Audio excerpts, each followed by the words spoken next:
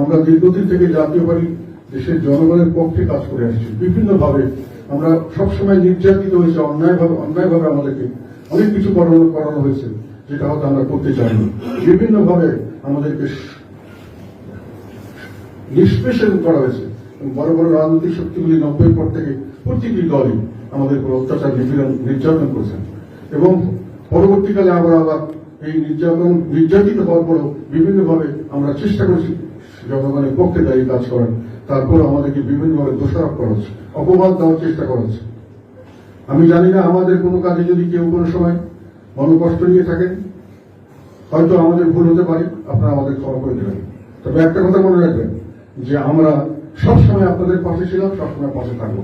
হয়তো কোনো কারণে যদি কোনো কিছু ভুল হয়ে থাকে সেটা আমাদের অনিচ্ছাকৃত ভুল, এবং আমাদের উপরে যে জুলুম নির্যাতন করা হচ্ছে এটাও আপনারা খেয়াল করবেন।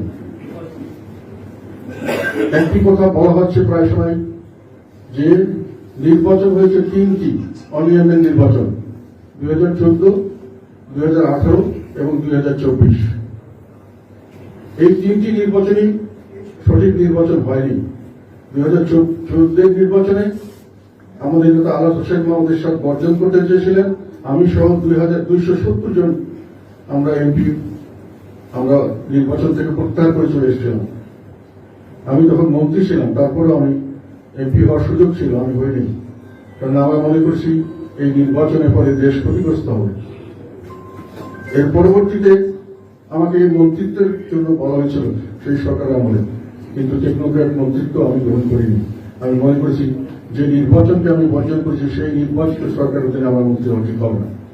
আমার দলের যে মানুষগুলি আমার জন্য স্যাক্রিফাইস করেছেন, অনেকে হয়ে যেতেন, একেবারে তাদের তালিকায় নাম উঠে গেছিল, তাদের প্রতিদ্বন্দ্বী ছিল না, তারপরেও তারা উদ্যোগ করে চলে এসেছেন। এদের এই ত্যাগকে আমার মূল্যায়ন করতে হবে, সেই জন্য আমি ওই পথে যাইনি।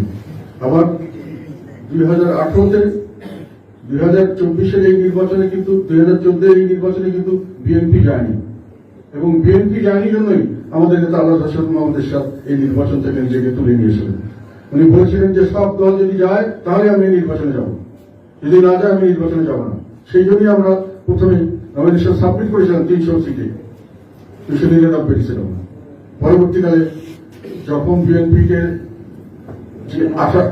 আসলো না, তখন উনি ঘোষণা দিয়েছিলেন যে সময় বর্ধিত করা হোক, শিডিউল বাড়িয়ে দেওয়া হোক, যাতে করে বিএনপি এখানে এসে যোগদান করতে পারে, কিন্তু না হলে আমি নির্বাচনে যাব না। এবং যখন বিএনপি আসেনি উনি তখন, এবং সময় বাড়ানো হয়নি, তখন উনি নির্বাচন বর্জন করেছিলেন।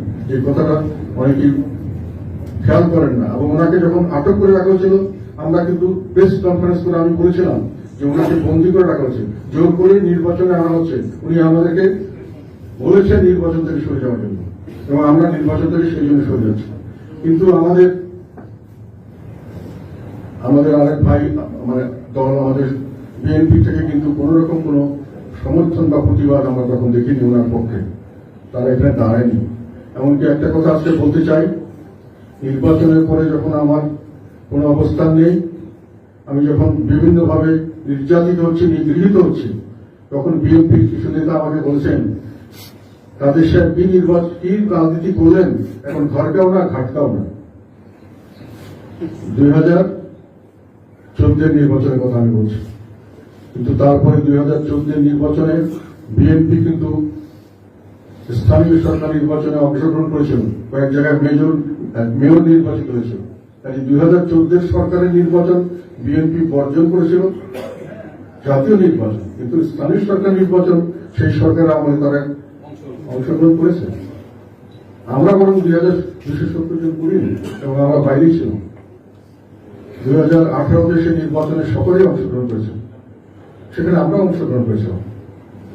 তখন হয়তো পরিস্থিতি বুঝে আমাদের নেতা আলাস হোসেন মাহমুদের সাথে আওয়ামী লীগের সঙ্গে থাকা মনে করেছেন দলের জন্য লাভজনক হবে, ভালো হবে। আমরা চেষ্টা করেছি, আমরা সেই জন্য ছিলাম।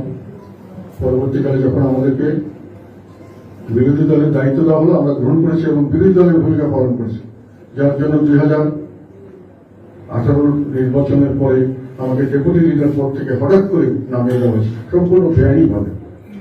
কারণ আমরা সরকারের বিপক্ষে কথা বলছিলাম।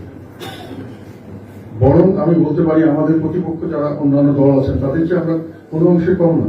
সরাসরি বেশি জোরে বলেছিলাম।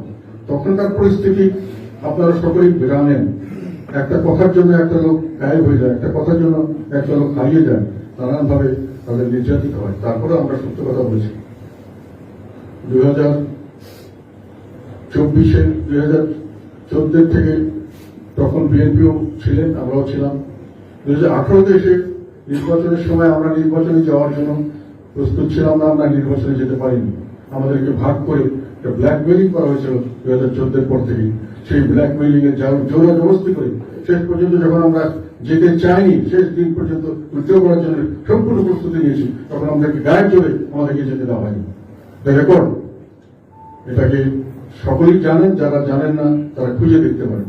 কাজে ওটা আমরা নিজের ইচ্ছায় যাইনি, আমাদেরকে ব্ল্যাকমেইল করা হয়েছে, নির্যাতন করা হয়েছে, আমাদেরকে একেবারে ফিজিক্যালি জোর করে ধরে নির্বাচনে আনা হয়েছে।